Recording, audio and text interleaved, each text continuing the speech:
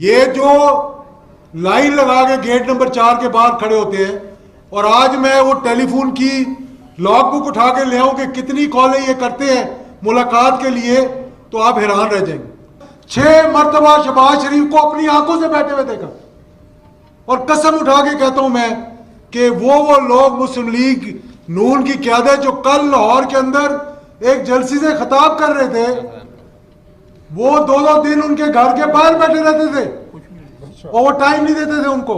یہ بیان دینا کہ ہم تمہارا وہ اشر کریں گے جو امریکہ کی فوج کا افغانستان میں ہوا، تمہاری یہ جرت ہے کہ تم افواج پاکستان کے آگے بند باندھنے کی کوشش کرو؟ کیا 22 کروڑ عوام مر گئے ہیں اس ملک کے؟ میں نے راتوں رات اندر بیٹھ کے بم بنا دیا، کون سا نام بھی نہیں آتا تھا، کبھی ٹاما، کبھی ٹوما، کبھی ٹیمی، اور پھر ساتھ والے سے پوچھ رہے ہیں کہ بھئی کیا نام تھا اس میزائل کا جو آگے گرا تھا۔ تو یہ جو آج بتا رہے ہیں کہ رات کو 2:30 بجے مجھے ISI کے چیف کا فون آیا اور مجھے کہا کہ تم استعفیٰ دے دو، میں سمجھتا ہوں کہ اس سے ڈرپوک اور اس سے کمزور وزیر اعظم اس ملک کو مل ہی نہیں سکتا۔ یہ بات ہے کرنے کی۔ آپ مجھے بتائیں کہ کبھی اداروں نے بھی ٹیلی فون کر کے کہا کہ جناب وزیر اعظم صاحب آپ شاید سو رہے ہوں گے، مجھے اپنا استعفیٰ دے دیں؟ اس قدر جھوٹ بولتے ہیں۔ پھر میں نے ایک اپنے بھائی کی بات سنی ہے، ابھی طاہر اشرفی صاحب نے بھی کہا، کہنے لگا ہمیں چیف آف آرمی اسٹاف نے بلایا، 3 گھنٹے ہماری ملاقات ہوئی۔ اب اندر کی بات تو میں نہیں بتانا چاہتا کیونکہ فوج کا ترجمان ہر بات کے تو جواب دے نہیں سکتا۔ اگر وہ اس بات میں الجھ گئے تو باقی سرحدوں کی حفاظت کون کرے گا؟ لائن آف کنٹرول کو کون سنبھالے گا؟ افغانستان کی باڑھ کو کون سنبھالے گا؟ دہشت گردی کے خلاف جو جنگ ہے جس میں آج بھی ہمارے معصوم افواج پاکستان کے وہ جذباتی کپتان اور لیفٹیننٹ اور سپاہی جن کی لاشیں آج بھی شہید ہو کر آ رہی ہیں اور ان کے والدین کی قربانی دیکھیں کہ جن کی مائیں یہ کہتی ہیں کہ ایک اور بچہ ہو تو اس کو ہی میں سرحد پہ بھیجوں۔ تو جناب حضرت میرے بھائی بھی ہیں، دوست بھی ہیں، کہنے لگے کہ ہمیں چیف آف آرمی اسٹاف نے بلایا اور چیف آف آرمی اسٹاف نے کہا کہ جو کچھ میں نواز شریف کے خلاف کر رہا ہوں تم اس کے بیچ میں نہیں آنا۔ میں جناب غفور حیدری صاحب کو یہ کہنا چاہتا ہوں کہ تم اللہ کو حاضر ناظر جان کر حلف دے کے یہ بات کہہ دو میں سیاست چھوڑ کر چلا جاؤں گا اس ملک سے۔ آپ کمال کی بات کر رہے ہیں، جو منہ میں آتا ہے بول دیتے ہیں۔ آپ کا کیا خیال ہے کہ یہاں کوئی فوج کا ترجمان کھڑا ہو کے، میں نے تو پہلے کہا تھا DG ISPR صاحب کو کہ جناب آپ کو ان کا جواب نہیں دینا چاہیے۔ یہ جو لائن لگا کے گیٹ نمبر 4 کے باہر کھڑے ہوتے ہیں اور آج میں وہ ٹیلی فون کی لاگ بک اٹھا کے لے آؤں کہ کتنی کالیں یہ کرتے ہیں ملاقات کے لیے تو آپ حیران رہ جائیں گے۔ اور کتنی ملاقاتیں کی چیف آف آرمی اسٹاف سے یا DG ISI سے تو ملنا بہت دور کی بات ہے۔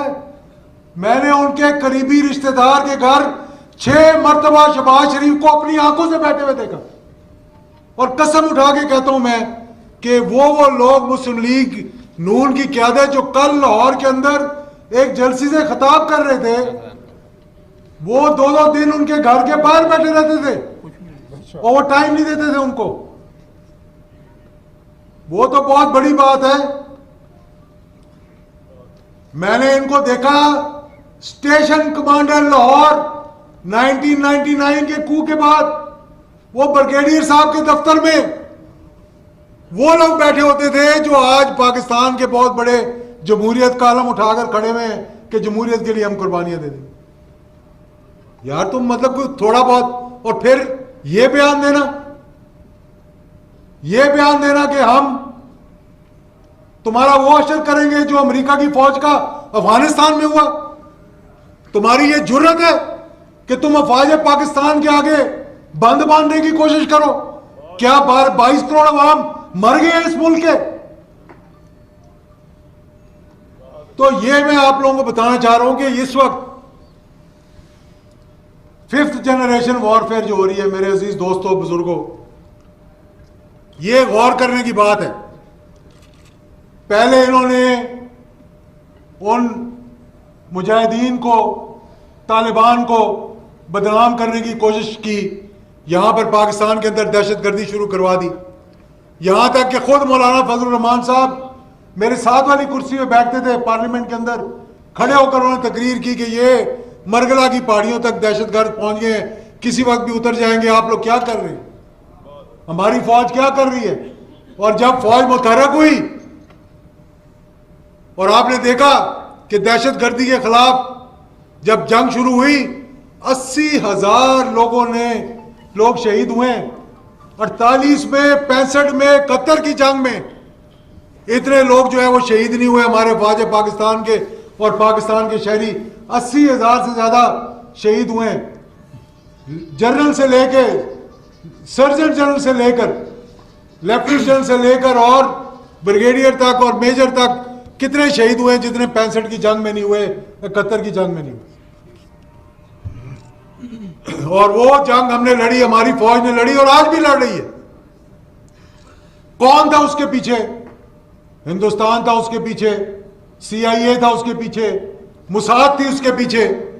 یہ تمام ایجنسیاں جو پاکستان کو کمزور کرنا چاہتی تھیں، اللہ کے فضل و کرم سے پھر وہ ہمارے قائدین تھے جو آج شکر الحمدللہ انگلینڈ میں بیٹھے ہوئے کونے کے اندر، الطاف حسین صاحب جب یہ تقریر کرتے تھے 3 گھنٹے ٹیلی ویژن کے اوپر، اور کبھی DG رینجرز کو برا بھلا کہنا، کبھی کسی کو برا بھلا کہنا، اور حشر یہ ہوا کہ آج کوئی پاکستان میں ان کا نام لینے کے برابر.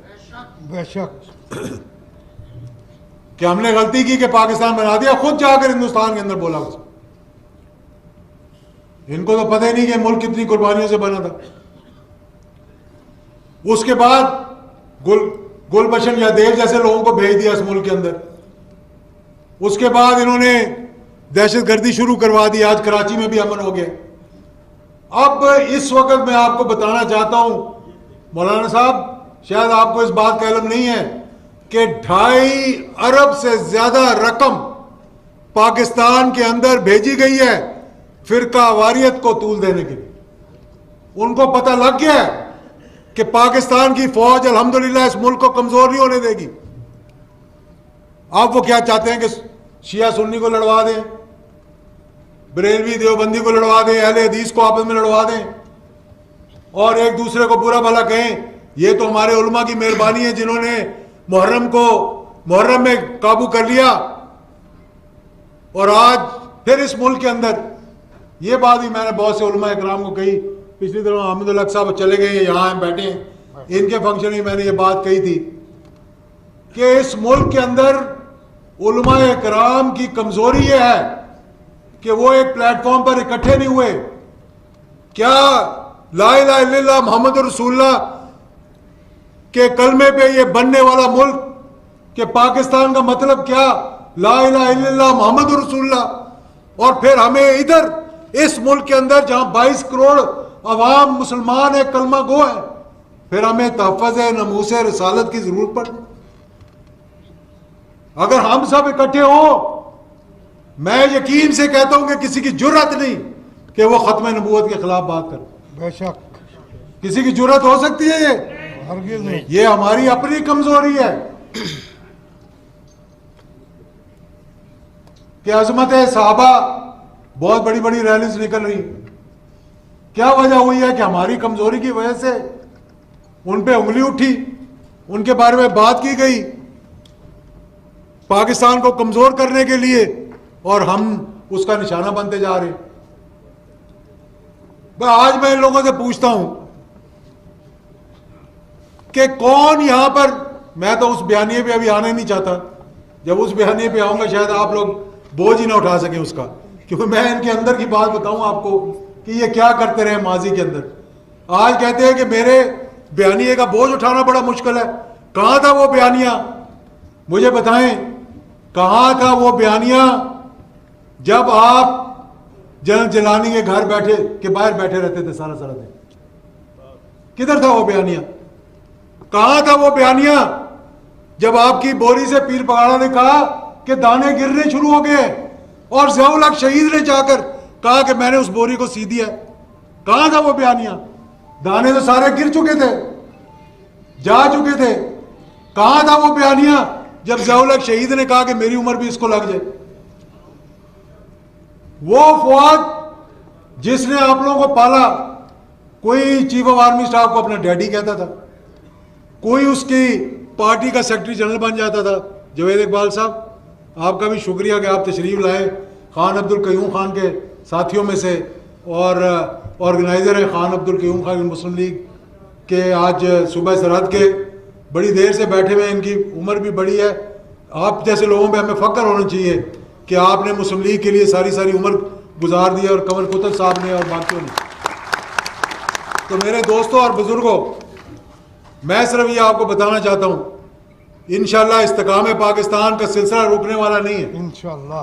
یہ تو ابتدا ہے، اس کو انشاءاللہ ہم انتہا پہ لے کر جائیں گے، اور اس انتہا پہ لے کر جائیں گے کہ جہاں یہ کسی کی جرت نہیں ہوگی کہ پاکستان کے دفاع کے خلاف، پاکستان کی فوج کے خلاف، پاکستان کی سرحدوں کے خلاف، پاکستان کے دشمن بن کر آپ یہ بیانیاں دینا شروع کر دیں۔ پہلے بھی یہ ہو چکا ہے جناب، مجھے یاد ہے وہ دن کہ جب میں بیٹھا ہوا تھا اور میں حیران رہ گیا سن کر کہ اپنے ہی ملک کے جو ہمارے وزیر اعظم تھے کہنے لگے یہ بمبئی میں جو حملہ ہوا ہے یہ ہم نے لوگوں کو بھیجا ہے۔ وہ خدا کا خوف کرو، وہ اجمل قصاب کا ہمیں آج تک نہیں پتا کہ پاکستانی تھا بھی کہ نہیں تھا۔ یہ سازشیں ہیں پاکستان کے خلاف کہ جی یہ اسٹیٹ ایکٹر ہے، یہ نان اسٹیٹ ایکٹر ہے، جو پاکستان کا دفاع کرے، جو پاکستان کے لیے اپنی جان کی قربانی دے، جو پاکستان، آج کیا وجہ ہے کہ افواج پاکستان دنیا کی ٹاپ کی فوجوں میں آتی ہے، اور یعنی کہ مجھے یاد ہے وہ 5ویں OIC کی، زیادہ ٹائم نہیں لیتا، مغرب کی نماز کا وقت ہونے والا ہے، میں کویت میں تھا، 5ویں OIC کی میٹنگ ہو رہی تھی، ہم سٹیج پہ بیٹھے ہوئے تھے، یاسر عرفات تقریر کر رہا تھا، اور یاسر عرفات نے کہا کہ کاش ہمارے پڑوس میں بھی ایک پاکستان ہوتا، اور اس پاکستان میں ایک ضیاء الحق ہوتا تو آج ہم بھی آزاد ہوتے۔ آپ لوگوں کو پتہ ہی نہیں ہے کہ اللہ کا کتنا بڑا کرم اور معجزہ۔ میں یہ بات بار بار کہتا ہوں کہ ان افغان مجاہدین کو سلام پیش کیا کرو جو آپ کی سلامتی کے لیے جنہوں نے 15 لاکھ جانوں کی قربانی دی، ورنہ آج انہوں نے تو لڑ مر لیا، اپنے ملک کا جھنڈا آج بھی اونچا رکھا، برطانیہ کو بگایا، روس کو بگایا، اب امریکہ کو بگا رہے ہیں۔ اور بھائی یہاں سے تو ہم لوگوں نے ان کے قدموں میں بیٹھ جانا تھا۔ کون ہے یہاں قربانی دینے والے؟ مجھے بتائیں نا ذرا۔ باتیں کرنے والے بہت ہیں، تقریریں کرنے والے بہت ہیں، ان کو سلام پیش کرو۔ اگر وہ جہاد افغانستان نہ ہوتا آج پاکستان کا نیوکلیئر پروگرام بھی نہ ہوتا۔ یہ جو کہتے ہیں کہ میں نے راتوں رات اندر بیٹھ کے بم بنا دیا، کون سا نام بھی نہیں آتا تھا، کبھی ٹاما، کبھی ٹوما، کبھی ٹیمی، اور پھر ساتھ والے سے پوچھ رہے ہیں کہ بھئی کیا نام تھا اس میزائل کا جو آگے گرا تھا، جس میزائل کو دیکھ کر میں نے نیا میزائل بنا دیا۔ خدا کا واسطہ پاکستان کو بدنام نہ کروائیں۔ آپ کو اس ملک نے بہت کچھ دیا، آئندہ بھی دے جائے، اللہ سے توبہ کریں، اللہ سے معافی مانگیں۔ تو اس لیے میں یہ آپ کو کہنا چاہتا ہوں، جو محب وطن لوگ ہیں ان کی باتوں میں نہ آئیں۔ آپ لوگ دیکھیں کہ یہ ملک ہم نے بڑی مشکل سے حاصل کیا، اور انشاءاللہ یہ واقعی میں سردار قیوم صاحب نے بنیاد رکھی تھی۔ میں نے سردار عتیق صاحب کو اگلے دن میں نے میسج کیا کہ تحریک استحکام پاکستان انہوں نے بنائی تھی، ہم نے استحکام پاکستان کا جلسہ کیا، اس کو انشاءاللہ ان لوگوں کی مشاورت کے ساتھ انشاءاللہ تحریک استحکام پاکستان میں ہم کنورٹ کریں گے، پورے ملک کے اندر جائیں گے، ہر شہر کے اندر جلسہ کریں گے، اور انشاءاللہ محب وطن لوگوں کو اکٹھا کریں گے، پاک صاف لوگوں کو اکٹھا کریں گے، اس پاکستان کو انشاءاللہ ایک روشن پاکستان بنائیں گے. انشاءاللہ. روشن پاکستان کا مطلب وہ ہے کہ جہاں سے دین کی روشنی نکلے اور ساری دنیا کو پہ پھیلے جا کے. بہت بہت شکریہ آپ سب کا.